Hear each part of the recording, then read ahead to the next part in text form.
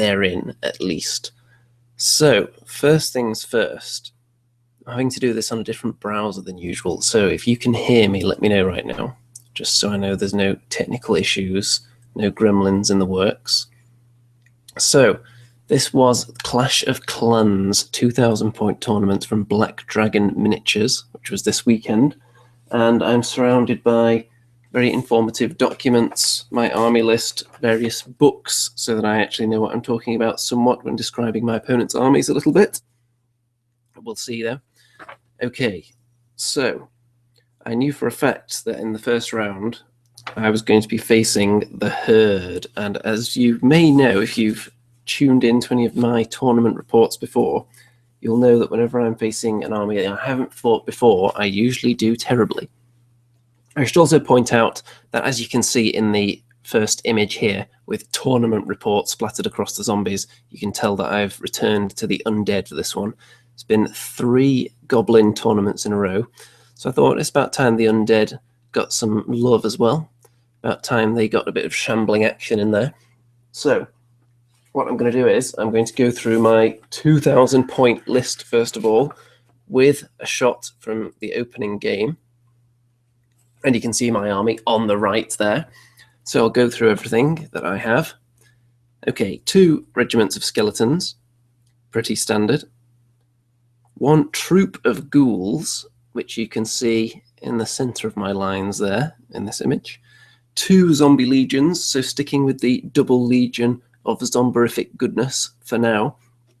I was hesitant to take it because obviously some of the changes in the new Clash of Kings book, which this tournament was using in its entirety, seemed to be geared towards annihilating large, huge blocks with low defense and high nerve, such as zombie legions, for example, thinking about the Blood Boil spell in particular.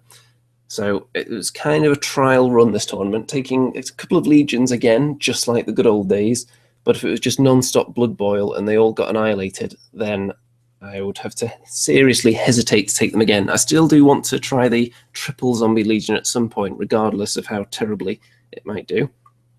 So 1 zombie legion with the Brew of Sharpness, 1 with the Brew of Strength. And for picture purposes, you can tell which one has the Brew of Sharpness because it's the one that looks more colourful, because it's got a big purple ghost in the middle of it. And the other one that looks a little bit more plain, that's the one with the Brew of Strength. I've also got some werewolves, which in this image you can see in the bottom right here, represented by those crypt horrors.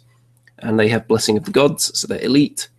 Soul Reaver Cavalry Regiment there, as always, with the Potion of the Caterpillar, because that unit has a lot to lose if they get it into a hindered charging position. And controversial choice, but Balefire Catapult. Now, I can't actually see where it is in this image, so it must be in the middle somewhere. It's controversial because not a lot of people take the Undead Catapult. It is slightly more expensive than some of the others, and it doesn't have as much piercing as some of the other catapults. I'm thinking the Goblin one has a little bit more piercing than this, and it's cheaper. But then the Undead one has the questionable benefit of being shambling.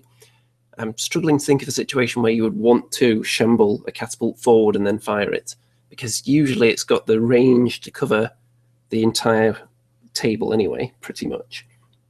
And it's also got Vicious, which adds a little bit, I suppose. Okay, so next, I've got 2 Revenant Kings. 1 is on a horse. I'm not sure if you can see him in this image yet. And 1 is on an Undead Wyrm that's flying. Now, this is a big change from my previous lists because, as you may recall, if you watched my Undead reports, in the past you'll have been made aware that I take a lot of vampires, usually. Vampires, I wouldn't exactly say they've been hit with a serious nerf sledgehammer, but people are sampling other characters now that vampires aren't quite the auto-include that they once were, now that you can't take them at defense 6. So I've decided to do away with the Pegasus vampire and put in the Revenant King on a Wyrm, and he actually seems a lot better. He's a little bit cheaper, and he has much higher nerve, and he has more crushing strength. The only downside really is that his melee stat is slightly worse, and there are a couple of other vampiric benefits, such as having higher life leech, which of course he won't get. But overall, I think think he looks better value than a Vampire and a Pegasus, which is probably why nobody else ever took a Vampire and a Pegasus. So one Revenant King on a horse, one on an Undead Wyrm who's going to be flying around. Then there's an Undead and Army Standard Bearer right there, just a skeleton Standard Bearer, with the Lute of Insatiable Darkness to give me some additional Bane chanting. I've never taken the Undead Standard Bearer before, but it seems like a decent choice because in this army, I could really use all the Bane chanting I can get to get the zombie legions up to scratch in combat. And then there are other units that can benefit from it as well, the werewolves, possibly only the soul reavers if they somehow conspire to lose all their thunderous charge.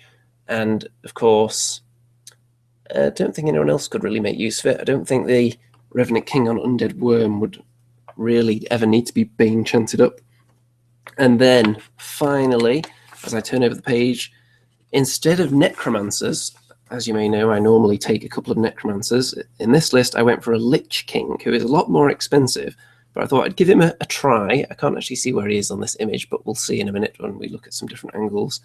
But the benefits he has over Necromancer, he has Inspiring just built into him, so you don't have to buy the Inspiring Talisman. He has quite high nerve as well for a caster. He has Regeneration, and he has Surge 12 instead of Surge 8. So I thought just taking one Liche King instead of two Necromancers might be interesting. And also his Bane Chant is better. He can take Bane Chant 3 instead of Bane Chant 2, which is a lot more reliable. So I'm hoping for a lot of Bane chanting. And the Standard Bearer with his smaller Bane Chant is mainly there to use it when the Liche King has used his Surge and therefore can't also use his Bane Chant in the same turn. So a little bit of backup in case there's a situation where I don't actually need two lots of Bane Chant.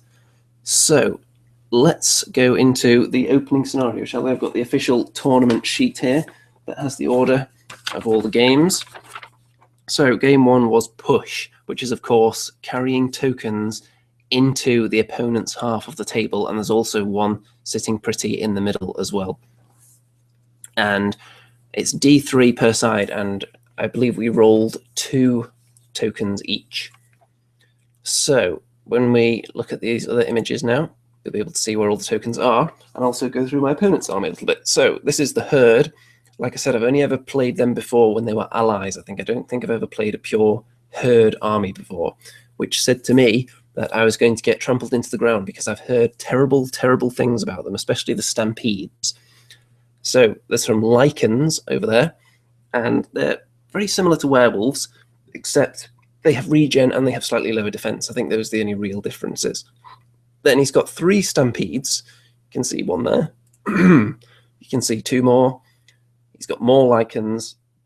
And this unit here, I can't remember what it's called, but I do have my Uncharted Empires book close to hand, so I can quickly have a look and see what that probably is. I remember it definitely had a ranged attack. So what's that likely to be? That's probably going to be Hunters. Yes, because they have throwing weapons. So they'll be Hunters. And over on this flank, he's got a big beastie, which I'm going to quickly check. That'll be a Chimera. And then he's got 2 little Beast Pack units there, I believe. So you can see that he's put both of his tokens onto this Beast Pack here, because when you put a token onto a unit, it slows you down considerably. When you're a fast unit anyway, it slows you down to 5. You can actually see the chess clock in action there as well. But anyway, so putting them onto one unit means he's only slowing down 1 unit rather than 2. And you'll see I actually deployed nothing on this side of the table, even though I knew pretty much that he was going to do this with his tokens as soon as I did that. But I was fancying my chances, actually. The way the battle lines were laid out, I actually thought I had a decent chance of taking him out in the middle and getting all 3 of the other tokens into his half, and I was just going to ignore this half of the table pretty much. So we'll see how that pans out.